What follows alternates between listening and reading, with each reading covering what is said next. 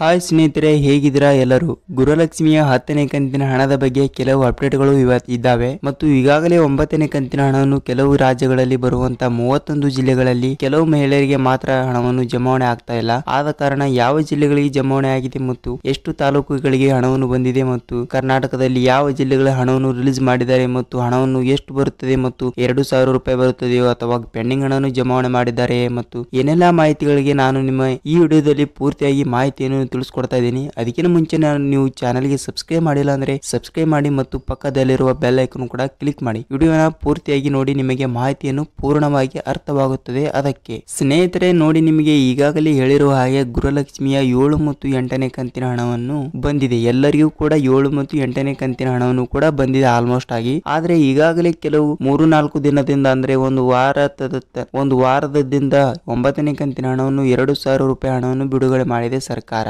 ಮಹಿಳಾ ಮತ್ತು ಮಕ್ಕಳ ಕಲ್ಯಾಣ ಅಭಿವೃದ್ಧಿ ಇಲಾಖೆಯ ಗೃಹಲಕ್ಷ್ಮಿ ಹಣವನ್ನು 2,000 ರೂಪಾಯಿ ಅಂದರೆ 9ನೇ ಕಂತಿನ 2,000 ರೂಪಾಯಿ ಹಣವನ್ನು ರಿಲೀಸ್ ಮಾಡಿದೆ. ಆದ್ರೆ ನಿಮ್ಮ ಬ್ಯಾಂಕ್ ಖಾತೆಗೆ ಯಾವಾಗ ಬರುತ್ತದೆ ಅಂತ ಹೇಳುವುದಾದರೆ ನೋಡಿ, ಈಗಾಗಲೇ ನಿಮ್ಮ ಖಾತೆಗೆ ಹಣವನ್ನು ಬರಬೇಕಾದ್ರೆ ಏಪ್ರಿಲ್ ತಿಂಗಳು ಮುಗಿಯುವಷ್ಟರಲ್ಲೇ ನಿಮ್ಮ ಬ್ಯಾಂಕ್ ಖಾತೆಗೆ 2,000 ರೂಪಾಯಿ ಹಣವನ್ನು ಬಂದೇ ಬರುತ್ತದೆ. ಮತ್ತು ಯಾವ ಜಿಲ್ಲೆಗಳಿಗೆ ಜಮಾವಣೆ ಆಗ್ತಾ ಇದೆ ಇವತ್ತು ಅಂತ ಹೇಳುವುದಾದರೆ ನೋಡಿ, ಇವತ್ತು ಆಲ್ಮೋಸ್ಟ್ ಆಗಿ ಕರ್ನಾಟಕದಲ್ಲಿ ಬರುವಂತಹ 31 ಜಿಲ್ಲೆಗಳಿಗೆ ಜಮಾವಣೆ ಆಗ್ತಾ ಇದೆ. ಆದರೂ ಕೆಲವೊಂದಿಷ್ಟು ಫಲಾನುಭವಿಗಳಿಗೆ ಮಾತ್ರ ಜಮಾವಣೆ ಆಗುತ್ತೆ. ಏಕೆಂದ್ರೆ ಒಮ್ಮೆಲೆ 2,000 ರೂಪಾಯಿ ಹಣವನ್ನು ಒಮ್ಮೆಲೆ ಸರ್ಕಾರ ನಿಮ್ಮ ಹಣವನ್ನು ನಿಮ್ಮ ಖಾತೆಗೆ ಹಾಕುವುದಿಲ್ಲ. ಏಕೆ ಅಂತ ಹೇಳುವುದಾದರೆ ನೋಡಿ, ಸರ್ವರ್ ಸಮಸ್ಯೆ ಇರುತ್ತದೆ ಮತ್ತು ಟೆಕ್ನಿಕಲ್ ಇಶ್ಯೂ ಇರುತ್ತದೆ ಮತ್ತು ರಜಾ ದಿನಗಳು ಇರುತ್ತವೆ. ಆದ ಕಾರಣ ನಿಮಗೆ ಹಂತವಾಗಿ ನಿಮ್ಮ ಖಾತೆಗಳಿಗೆ ಗೃಹಲಕ್ಷ್ಮಿಯ 2,000 ರೂಪಾಯಿ ಹಣವನ್ನು ಬರುತ್ತದೆ. ಹಾಗಾಗಿ ನಿಮ್ಮ ಖಾತೆಗೆ ಹಣವನ್ನು ಬರಲು 2 ರಿಂದ 3 ದಿನಗಳ ಕಾಲ ಸಮಯ ತೆಗೆದುಕೊಳ್ಳಲಾಗುತ್ತದೆ. ಅದಕ್ಕೆ ನಿಮಗೆ 7 ಮತ್ತು 8ನೇ ಕಂತಿನ ಹಣವನ್ನು ಬಂದಿದ್ದರೆ ನೀವು ಯಾವುದೇ ರೀತಿಯ ಟೆನ್ಷನ್ ತೆಗೆದುಕೊಳ್ಳುವ ಅಗತ್ಯವಿಲ್ಲ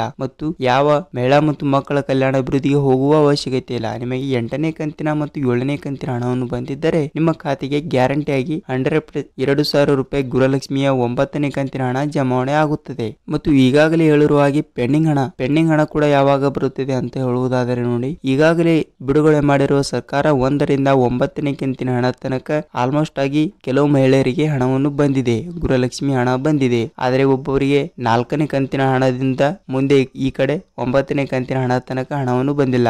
4ನೇ ಕಂತಿನ ಹಣ ತನಕ ಗೃಹಲಕ್ಷ್ಮಿ ಹಣ ಬಂದಿದೆ, ಆದರೆ ಮುಂದೆ 1 ರೂಪಾಯಿ ಕೂಡ ಬಂದಿಲ್ಲ. ಅವರು ಏನು ಮಾಡಬೇಕು ನೋಡಿ, ಅವರಿಗೂ ಕೂಡ ಗೃಹಲಕ್ಷ್ಮಿಯ ಹಣದ ಜೊತೆ ಪೆಂಡಿಂಗ್ ಹಣ ಕೂಡ ರಿಲೀಸ್ ಮಾಡಿದ್ದಾರೆ. ಅದಕ್ಕೆ ನಿಮ್ಮ ಖಾತೆಗೆ ಹಣವನ್ನು ಬರಬೇಕಾದರೆ ನೀವು ಒಂದು ಕೆಲಸವನ್ನು ಮಾಡಿ. ಏನೆಂದ್ರೆ ನಿಮ್ಮ ಬ್ಯಾಂಕಿಗೆ ಹೋಗಿ ನಿಮ್ಮ ಪಾಸ್ಬುಕ್ ಮತ್ತು ಆಧಾರ್ ಕಾರ್ಡ್ ಅನ್ನು ತೆಗೆದುಕೊಂಡು ಹೋಗಿ ನಿಮ್ಮ ಖಾತೆಗೆ ಸೀಡಿಂಗ್ ಮಾಡಿಸಿ. ನಿಮ್ಮ ಖಾತೆಗೆ ಹಣವನ್ನು ಬರುತ್ತದೆ. ಯಾಕೆಂದ್ರೆ ಸೀಡಿಂಗ್ ಒಂದು ಸಲ ಕ್ಯಾನ್ಸಲ್ ಆಗುತ್ತದೆ ಟೆಕ್ನಿಕಲ್ ಇಶ್ಯೂ ಇರೋದ್ರಿಂದ.